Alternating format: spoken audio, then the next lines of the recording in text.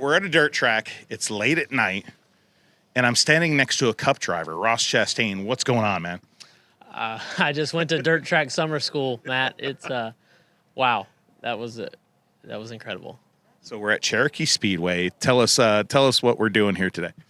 I just ran my first laps in a dirt super late model. Nice Motorsports brought me down here, and Al and Cody let me drive their car. I've raced trucks for Al for years in the truck series, and we've been talking about doing this, and I want to understand racing dirt better. And Al said, well, I want you to drive my car. So this was night one. Definitely like racing. A lot of stuff went wrong, but I got laps, and my hands have just stopped shaking. I can confidently say. So you've been in those big, heavy trucks and the Cup cars on dirt. What was it like being in a super late model? It wasn't like anything I'd ever experienced. I mean, I've watched them as long as I can remember, and I've watched them in person and a lot on Flow. I mean, ironically enough, and to now be on this side of the camera talking about me driving one is just bucket list, life goals, and but it did not drive how I thought. I mean, it just has so much grip. When I drove it somewhat right, which I didn't do much of, and so to have Chris, Fergie here, just coaching me, the Codys and Carson, they had a lot of advice for me, but until I went and felt it, I didn't know what to really expect. So after first 10-lap run, it was like, all right, breathe and let them coach me a little bit. So it's just the way it moves, the rear, as positive as the front is. And I don't think all the tires have brakes. So that was another thing that kind of freaked me out. So you found your edge too. I had to spin out. Look, anybody that knows me knows I can spin a race car out. Just give me a minute. And I looped it. I just kept driving and exploring, and I was smiling as I spun because I had a 90% chance I wasn't going to hit anything the way I was spinning. And so trying to figure out if I knock it down into neutral. I think I got it into low, so that helped. But yeah, just go explore. And tonight's the night to spin out. That's what's so cool about, the team owners I have right now in my life. They let me just go be a race car driver, and I'm not worried about. Al doesn't want it torn up, but I'm not so worried about everything. So he lets me go explore. It's no different than the Cup car or the truck, Xfinity cars. The team owners I have right now really allow me to go explore, and that's no different than here where I feel like I am forging a new path for myself here and just learning. So I got to ask you, Smoking the Bandit, right? They were calling, Coors. They were like, how come we're doing this? Okay, like you're in Cup. Everybody was testing the Cup cars for Bristol. Bristol's in the mirror, man. Why now? Why Georgetown, April 28th? Why Lucas Oil Dirt Late Models? Yeah, look, it all started with a phone call from Ken Adams, a guy and a family that I've known for quite a while now. The first time I ever went to Dover to watch the Cup race was in his suite when I was a kid. I got to meet Bobby Allison that day, and Ken talked to me that day, and we've just stayed friends ever since. And now that I've grown up a bit, I was, probably 10 or 11, 12 years old then.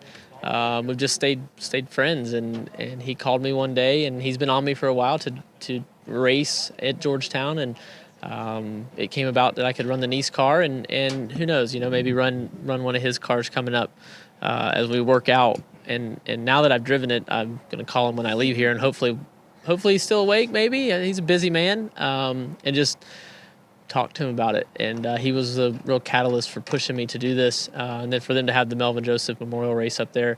I don't know what I'm getting into actually racing other cars, but I'm just here to learn. And especially those guys are. You're going against the top of the top, brother.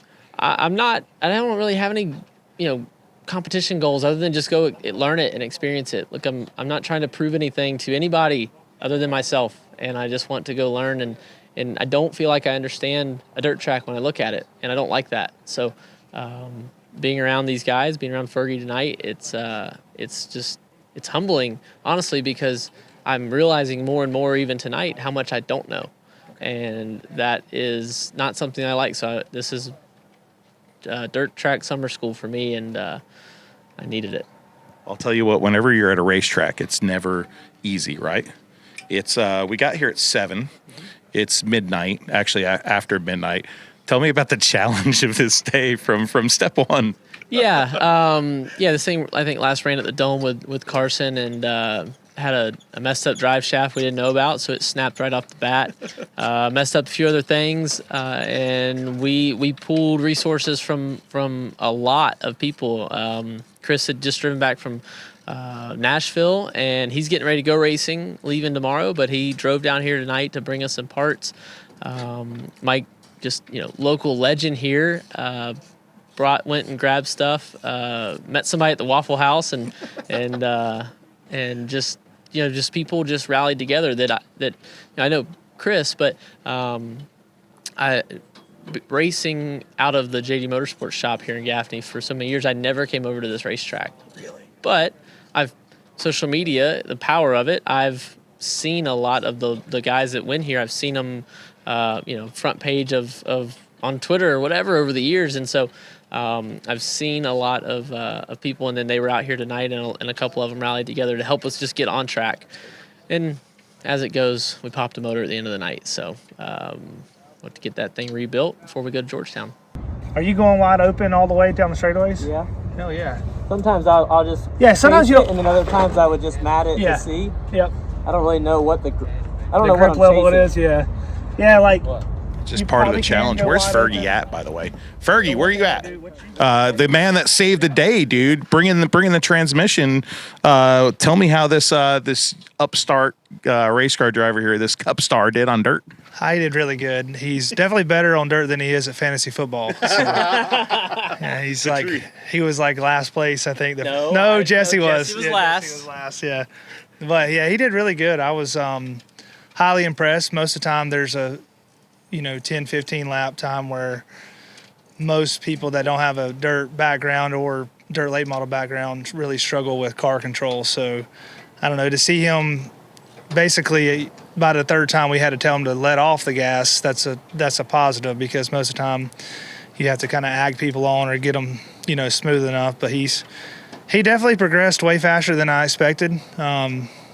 Clearly he does run good at asphalt, so I think you got to have talent somewhere to be able to run good in these cars, and some people find it and some people don't. And I've seen a lot of guys come from other realms of racing and struggle in these, and you've seen guys like Larson and others jump in them and run good. So I think he's at that point where I think he's comfortable enough to go run a big race, but just like everything else, it changes whenever there's 30, 40 more out there. So I think he'll be all right though. All right, Fergie makes a pretty good race car driver, but an even better parts guy. Make sure you tune in live on Flow, or hey, go up to Delaware and go to Georgetown for the big Melvin Joseph Memorial Race, of course, named after the namesake of that place, the guy that built it in 1949. You can catch Ross Chastain and the rest of the Lucas Oil Dirt Late Model guys up there on April 28th.